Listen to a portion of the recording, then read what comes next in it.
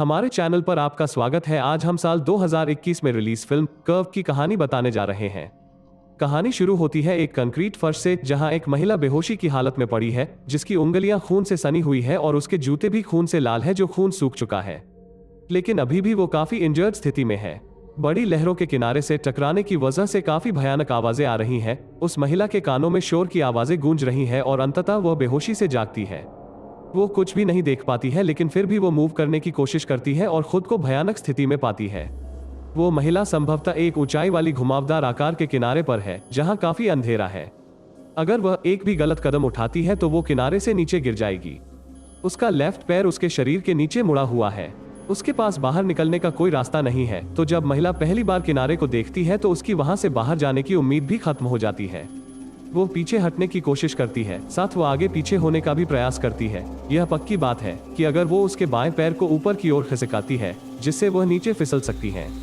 उसके साथ ही कठोर कंक्रीट की वजह से उसकी हथेलियां भी उखड़ जाती हैं और उसकी सांसें तेज हो रही हैं और वह चुपचाप अपने जीवन के लिए प्रार्थना करती है।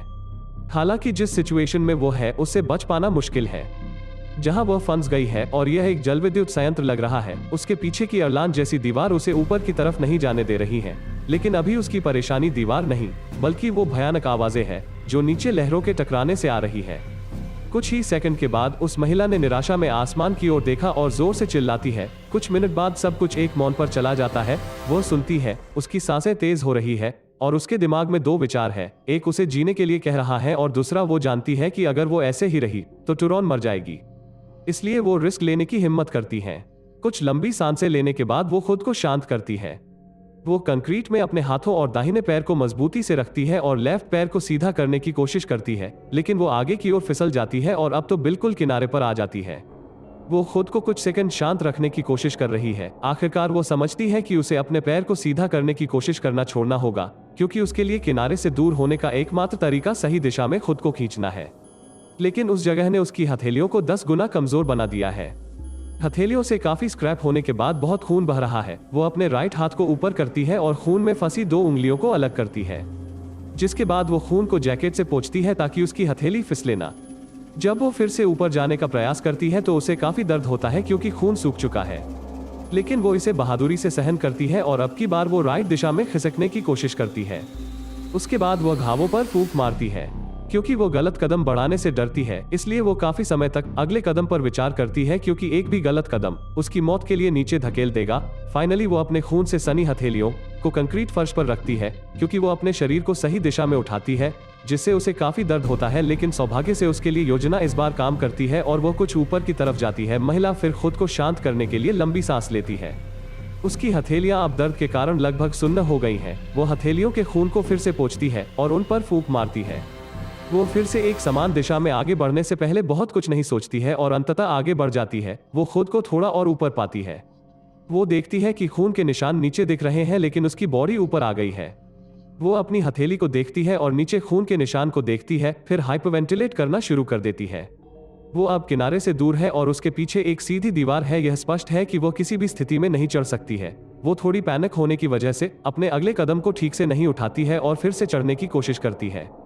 जल्दबाजी के कारण वो नीचे खिसक जाती है, जो उसे और डरा देता है। वह नीचे देखती है कि खून के निशान बढ़ रहे हैं। वो फिर से खुद को ऊपर चढ़ाने की कोशिश करती है, लेकिन जब वो एक जोर से शोर सुनती है तो रुक जाती है। वो नोटिस करती है कि खून के निशान में 2 और निशान जुड़ गए हैं।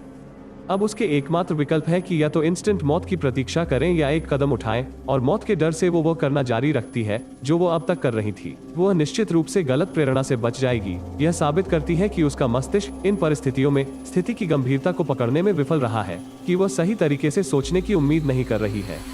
एकमात्र समस्या यह है कि जीवित रहने की इच्छा उसे अपने कयामत में गिरने के लिए पहले की तुलना में वो उम्मीद कर सकती है, जब उसकी जगह में कोई भी अब तक हार मान लेगा। वो बहादुरी से अपनी हथेली को ऊपर रखती है और फिर से ऊपर की तरफ चढ़ने की कोशिश करती है। वो कुछ सेंटीमीटर नीचे स्लाइड करती है, या इसलिए महिला उस प्रगति को खोने की स्थिति में नहीं है जो उसने बहुत प्रेरणा के साथ हासिल की है। उसकी घबराहट उसके फेलियर के साथ बढ़ने लगती है। वो तीसरी बार खून के निशान को देखती है, केवल यह नोटिस करने के लिए कि वे किस तरफ जा रही हैं। साथ ही एक चीख गूंजती है। महिला शोर की तुलना करती है कि उसकी मौत उसे किनारे के नीचे अंधेरे में बुला रही है। अब उसकी हथेलियां बिल्कुल नष्ट हो गई हैं और शायद ही उसकी हथेली पर कोई स्किन होगी जिससे वो स्क्रैप कर पाए। आकाश उसकी पीड़ा पर दहाड़ता है और उसका मजाक उड़ाता है, लेकिन महिला को इसकी जरा भी परवाह नहीं है। और फिर उसकी समस्याओं में जुड़ने के लिए भारी बारिश भी शुरू हो जाती है। यह नहीं पता है कि क्या बाधाएं उसके खिलाफ काम कर रही हैं या उसकी मदद कर रही है। बारिश उसे जल्द ही मारने से उसके दर्द को समाप्त कर सकती है, या यह पहले के लिए किसी भी तरह से जीवित रहने की उसकी आशा को नष्ट करके उसे और अधिक चोट पहुंचा सकती है। कुछ सेकंड वो उसके चेहरे पर पड़ने वाली बूंदों का आनंद लेती है, भले ही यह एक छोटे से पल के लिए हो। वो शांति में महसूस करती है जैसे कि कर्व उसका घर है और वो समय की शुरुआत से वहां ही रह रही है। लेकिन उसकी संतुष्टि लंबे समय तक नहीं रहती है। जब पानी सतह को चिकना करता है और उसे नीचे स्लाइड करती है, महिला अपनी आंखें बंद कर देती है और अपने दांतों को अभी भी जीवित रहने की आग से भर देती है। वो एक जोर से चीख लगाती है, लेकिन बादलों की गड़गड़ाहट की तुलना में यह कुछ नहीं है। तो उसे याद आता है कि उसने एक चेन पहन रखी है जो उसे लंबे समय तक कर्व को पकड़ने में मदद कर सकती है। वह चेन को बलपूर्वक से अपनी कलाई के चारों ओर पकड़ लेती है और इसे अपनी गर्दन से खींचती है। हम उसके हाथ को धीरे धीरे नीचे स्लाइड करते हुए देखते हैं, यहाँ तक कि फिल्म के साथ भी यह स्पष्ट नहीं है कि क्या वो घटना से बच गई थी, लेकिन जिस स्थिति से वह थी उसे सबसे डरावनी फिल्मों की तरह कल्पना की जा सकती है। यह फिल्म आपको डराती है और आपको कैरेक्टर के साथ आपके अंदर के डर को महसूस करवाती है। फिल्म हर सेंस में महान है क्योंकि यह मानव प्रवृत्ति को ट्रिगर करता है। उम्मीद है आपको आज की वीडियो अच्छी लगी होगी। अगर अच्छी लगी हो तो हमारे चैनल को सब्सक्राइब करें, वीडियो को लाइक और शेयर करें। हम फिर मिलेंगे एक नई वीडियो के साथ। तब तक खुश रहें और सेफ रहें।